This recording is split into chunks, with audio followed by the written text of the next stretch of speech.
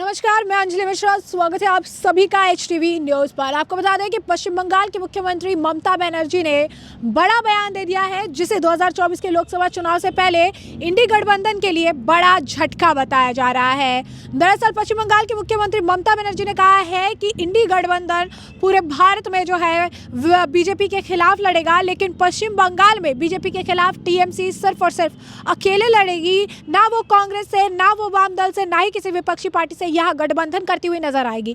ऐसे में अब इस पूरे मामले पर चर्चा के लिए हमारे साथ मौजूद हैं वरिष्ठ पत्रकार अजय पत्रकार जी।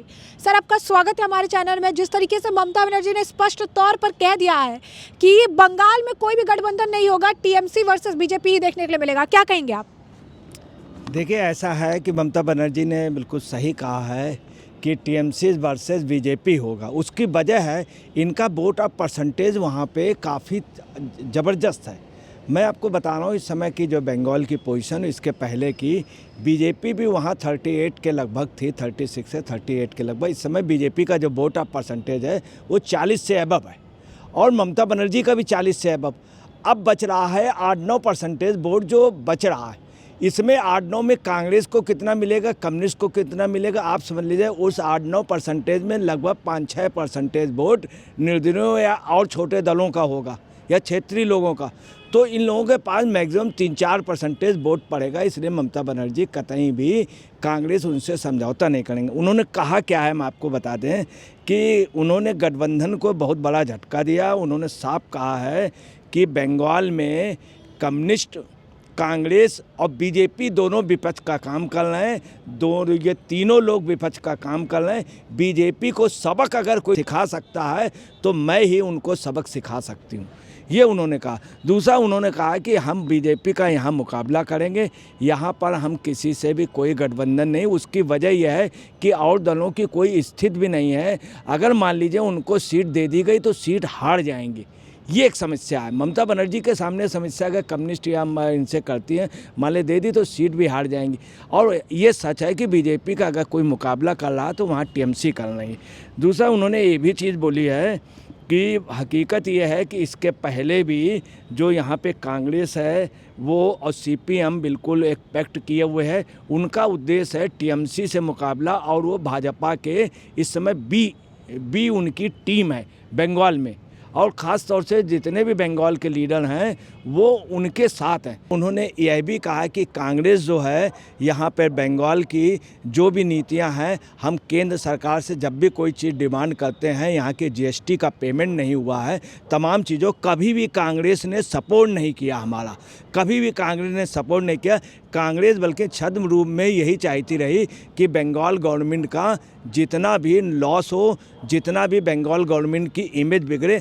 आज दिन तक कांग्रेस ने ऐसा कोई काम नहीं किया जिसमें बंगाल गवर्नमेंट का या ममता बनर्जी का सपोर्ट किया हो, जबकि कांग्रेस का हमेशा हम लोग केंद्र में सपोर्ट करते हैं ममता बनर्जी का। उन्होंने ये भी कहा कि बंगाल के अलावा तमाम जगह बंगाली हमारा मतदाता है, मगर कांग्रेस ने राजस्थान, मध्य प्रदेश और छत्तीसगढ़ में भी हमको किसी भी सीट पे पार्टिसिपेट नहीं किया, जबकि हमारे महाराष्ट्र में भी, गोवा में भी, गुजरात में भी, और बाकायदे गोवा में भी हमारा MLA था, गुजरात में भी हमारा MLA था, और यूपी से भी उन्होंने बताया कि हम एक सीट यहाँ पर जीत चुके हैं, एक बार लोकसभा सीट यहाँ से जीत चुके हैं। मगर कभी भी कांग्रेस ने हमको कहीं पर भी कॉपरेट नहीं किया, और कांग्रेस को अगर पाला गया तो ये दुर्भाग्यपूर्ण होगा। आपको और चीज़ बता दें, वहाँ पे मेन जो बात आ रही है कि इन लोगों का जो वोट ऑफ परसेंटेज के अलावा वहाँ के कार्यकर्ताओं का कहना यह है कि अगर कोई आदमी मरणासन हो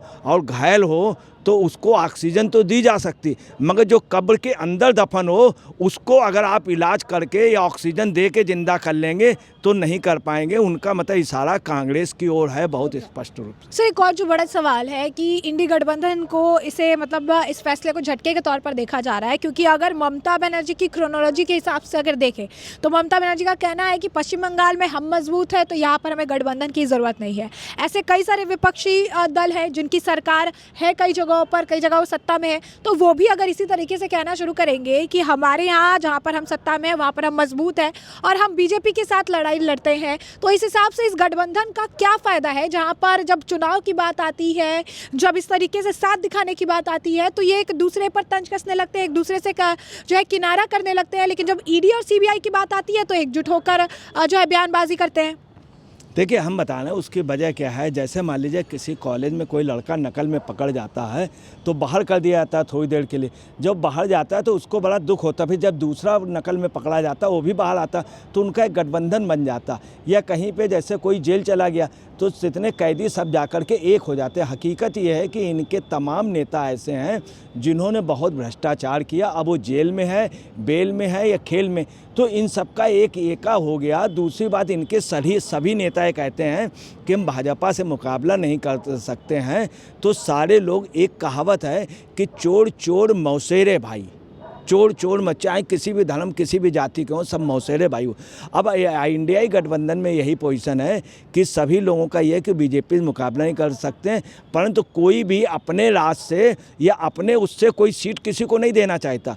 वो चाहता है, अब आपको बताना है किसी भी कीमत पे बहुत स्पष्ट है आपका कि दिल्ली में एक भी सीट वो कांग्रेस को नहीं देना चाहते, पंजाब में नहीं देना चाहते, हरियाणा में नहीं देना चाहते, गोवा में नहीं देना चाहते। वो ये चाहते हैं चूँकि हमारे गुजरात में अच्छा हम चुनाव लड़ें, इसलिए गुजरात में मुझको 10 लोकसभा दे दो, हिमाचल में मुझे 2 लोकसभा दे दो, उत्तराखंड में मुझे 2 लोकसभा दे दो, यूपी में मुझे 30 लोकसभा दे दो। इस तरह से आपको बता रहे हैं कि इनकी अपनी डिमांड है कि मुझे आप इतनी इतनी सीटें दे दें मगर अपने राज्य में। तो आपको बता रहे हैं क्या, कांग्रेस को किसी भी कीमत में वो 0 सीट पंजाब, हरियाणा और इसमें आप पार्टी देगी। बिहार में सिर्फ 2 सीटें देने को तेजस्वी और ये नीतीश तैयार हैं, जबकि लालू 3 सीटें देने को 4 तक के लिए तैयार, मगर 2 सीटें मिले। बंगाल में ममता बनर्जी एक भी सीट नहीं। मैं आपको अपने चैनल के माध्यम से बता दे रहा हूँ, आप नोट कर लीजिए, 2024 के इलेक्शन में देखिएगा कि कांग्रेस के कई लीडर्स बीजेपी में आ सकेंगे, आज आ जाएंगे बंगाल से, और कुछ बड़े लीडर सांसद होंगे कांग्रेस के मगर बीजेपी के उससे होंगे, ये आप नोट कर लीजिए। दूसरी बात, ममता बनर्जी का ये भी कहना है जो उनका लॉजिकली सही है कि अगर मान लीजिए हम गठबंधन कर लेंगे, कांग्रेस को 2 सीटें दे देते हैं, तो बाकी जो सीटें हैं 40-42 उसमें क्या पोजीशन होगी, उसमें स्थिति होगी कांग्रेस के जो प्रत्याशी लड़ना चाह रहे थे तो सब बीजेपी में चले जाएंगे और बीजेपी मजबूत हो जाएगी। ये भी ममता बनर्जी का एक दूसरी INDI गठबंधन के, आप समझ लीजिए इन लोगों का, नीतीश कुमार और इनका केजरीवाल जी, इन तमाम लोगों का ये भी कहना था कि देखिए दूध में नींबू, तो कच्चे दूध में चलिए कोई बात नहीं, अगर दूध पका हुआ हो और उसमें मलाई हो, मक्खन भी ना निकाला गया, उसमें अगर नींबू ज़्यादा मात्रा में निचोड़ दीजिए, वो दूध जो फट जाएगा तो बहुत ख़राब होगा। अगर कच्चा पड़ रहा है तो उसमें चलिए ईंधन नहीं लगा, ये तो पके हुए दूध में कांग्रेस नींबू का काम करेगी, ये भी इन लोगों का मानना है। इसीलिए आपको बता रहे हैं अगर ये गठबंधन हुआ तो कांग्रेस को पूरे हिंदुस्तान से, आप नोट कर लीजिए, 140 से 145 के बीच सीटें मिलेंगी। उसमें कांग्रेस जो जीत पाएगी वो 40 से ज़्यादा नहीं। अगर कहीं केरल में कांग्रेस के कुछ लोग बीजेपी में चले गए तो कांग्रेस के और सांसद कम हो जाएंगे। तो जैसा कि आपने अजय पत्रकार जी को सुना, उन्होंने साफ तौर पर कहा है कि पश्चिम बंगाल की मुख्यमंत्री ममता बनर्जी जो है इस मामले में कांग्रेस को पूरी तरीके से किनारा कर रही है, क्योंकि कहीं ना कहीं कांग्रेस को किसी भी हाल में अगर आप देखेंगे तो एक राजनीतिक मोटिव के साथ बंगाल में एंट्री नहीं देना चाहती है। और यही कारण है कि ममता बनर्जी जो है इस वक्त इंडी गठबंधन के लिए, उनसे किसी भी तरीके का कोई भी गठबंधन बंगाल से नहीं रखना चाहती है।